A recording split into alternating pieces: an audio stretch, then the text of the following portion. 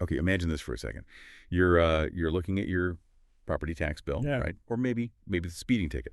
And instead of, grabbing cash or your card, you pull out your phone, open a digital wallet and pay with Bitcoin or some other crypto. Sounds kind of sci-fi, doesn't it? Yeah, for most places, it definitely still feels like something from the future, but not in Buenos Aires, not anymore. See, on August 19th, 2025, the city announced something pretty groundbreaking.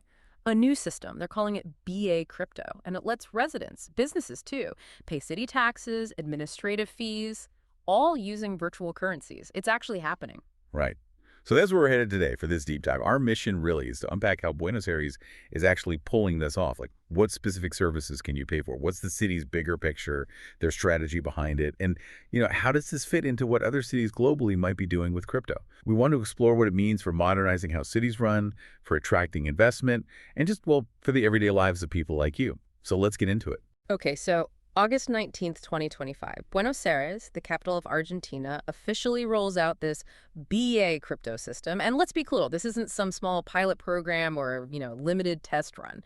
No, it's a full-on initiative designed so both regular folks and businesses can settle up their city taxes and various admin fees using crypto, including Bitcoin, of course. That is a huge step. So what exactly is on the list? What can people pay for? Is it just a few things, or are we talking like a wide range of city services? It's actually quite comprehensive. You've got your property tax, naturally, car tax, business taxes too, but it goes beyond just the big tax items. Think about everyday stuff, fees for getting a driver's license, for example, Yeah. or even, yes, those annoying traffic fines we all love. The whole payment process is built around a QR code system, supposed to be pretty straightforward. A QR code for crypto payments. That's definitely innovative for a city government.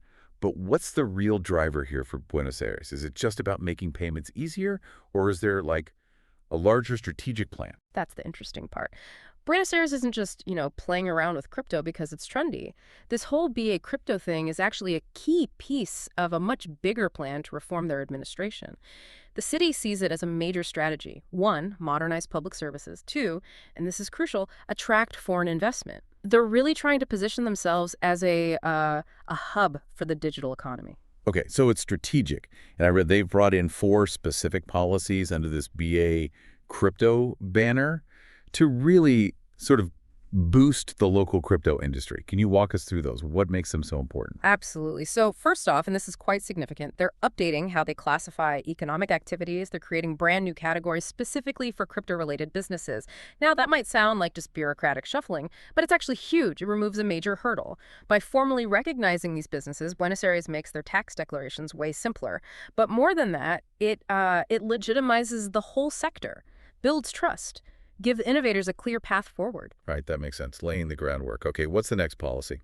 The second one aims to cut down on the administrative hassle for the industry. They're basically excluding virtual currency service providers from the existing collection systems that usually involve banks. This makes it much easier for these digital-first companies to operate without getting tangled in traditional banking oversight that doesn't really fit their model. Okay, less red tape. And the third one, this looks like a big one for crypto investors, right? Yeah. They've changed how profits from trading crypto are taxed. How does that work? Why is it such a potential game changer? You're right, it is a very big deal, huge, potentially. So instead of taxing the entire amount when you sell a virtual currency, Right. they're now only taxing the profit you made on that sale, the margin. That's a massive change. It makes Buenos Aires suddenly look incredibly attractive to crypto traders. Think about it, it drastically lowers the effective tax compared to, say, traditional assets in many places. This could really pull in serious capital and talent. Wow. Yeah, that's a powerful carrot to dangle. Okay, and the fourth policy ties it all together, enabling the actual payments. Exactly. The fourth one is the most direct. Simply enabling people and businesses to pay those taxes and fees using virtual currencies. Like we said, using QR codes the city provides for direct payment. It's worth noting, though, it currently works with just a specific list of electronic wallets. Not every single one yet.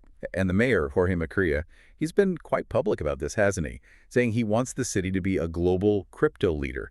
He mentioned they already have great talent, so the focus is on cutting bureaucracy, making things easier for taxpayers, and really rolling out the welcome mat for new businesses. He used the phrase more crypto-friendly, recognizing that efficient administration is just vital in today's digital world. Yeah, and the Minister of Economic Development, Lombardi, he backed that up, emphasized that cutting red tape and providing more legal certainty, that directly leads to attracting investment. It's a very clear, very deliberate economic strategy playing out. And it's important to remember, like you said, this isn't happening in a vacuum. The city's announcement actually included some pretty interesting numbers to give context. Apparently, around 10,000 people just within Buenos Aires currently get paid from overseas using virtual currencies. And across all of Argentina, over 10 million crypto accounts, which, to give you some perspective, is something like 22% of the total in Latin America. Wow, that's significant. It really is. So it's clear there's a substantial user base already there, especially younger people. Makes this move seem very strategic, tapping into an existing trend. The city's definitely aiming for that transparent, convenient environment for crypto users and businesses, aligning these rules with their push for digital public services. And, as you hinted earlier, Buenos Aires isn't alone in this. That's what makes it so fascinating. It's very much part of a global movement. You're seeing major cities actively looking into, and in some cases, implementing crypto payments. Take Panama City, for example. Panama's capital. Back in April 2025, they formally approved using crypto for taxes and public utility fees. The city council there passed it unanimously. Another big player then. In Panama City, they're taking Bitcoin, Ethereum, but also stable coins, right? Like USD Coin and Tether, Yeah. the ones pegged to the dollar. Exactly, which helps manage the volatility issue. And their system is pretty clever, too. They partnered with a local bank, Tower Bank.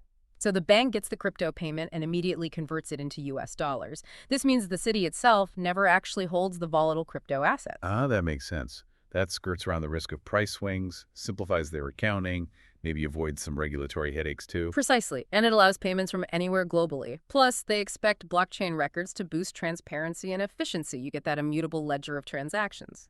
Okay, so Panama City has one model. What about the U.S.? I saw Detroit mentioned. Right, Detroit, Michigan. They announced back in November 2024 their plan to start accepting virtual currency for taxes and fees around mid-2025. Their approach is different. Again, they're planning to use PayPal as the payment platform. So another integration method compared to Buenos Aires' direct QR codes or Panama's bank conversion. If it goes ahead, Detroit could be the largest U.S. city doing this. And their mayor also framed it positively, leveraging tech for better citizen services. It really feels like there's momentum building, and there seems to be a strong belief, particularly in Argentina's potential here. Yeah. I mean, even Vitalik Buterin, Ethereum's co-founder, commented on it back in February 2025, said something about Argentina having strong energy and determination to build a 21st century society thriving on crypto. That's quite an endorsement. It really is. So, It underscores that what Buenos Aires is doing isn't just some local administrative tweak, it's getting noticed internationally. People see it as a really important real-world test case for maybe decentralized finance and new economic models. Absolutely. Buenos Aires is setting a powerful example here. It's symbolic, yes, but it's also becoming a practical reference point for how cities might operate in the future. It's definitely drawing a lot of international eyes. Okay, so let's recap what we've covered. We've seen Buenos Aires stepping up, positioning itself as a digital economy leader. They're letting people pay everything from property taxes to traffic tickets with crypto through this BA Crypto initiative. It's all part of a bigger plan for modernization and attracting investment. And we looked at those 4 key policies: simplifying tax rules, tweaking capital gains, all designed to make the city super crypto friendly. Right? And crucially, it's not just Buenos Aires. We've seen Panama City, potentially Detroit. Other cities are making similar moves. Yep. It points to a definite global trend.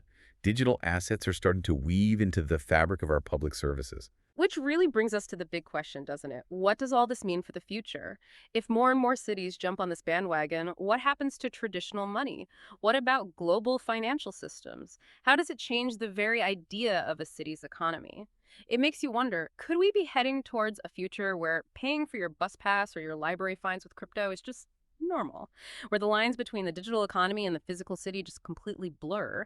And beyond taxes and fees, what other surprising ways might crypto pop up in our everyday city lives that we haven't even thought of yet?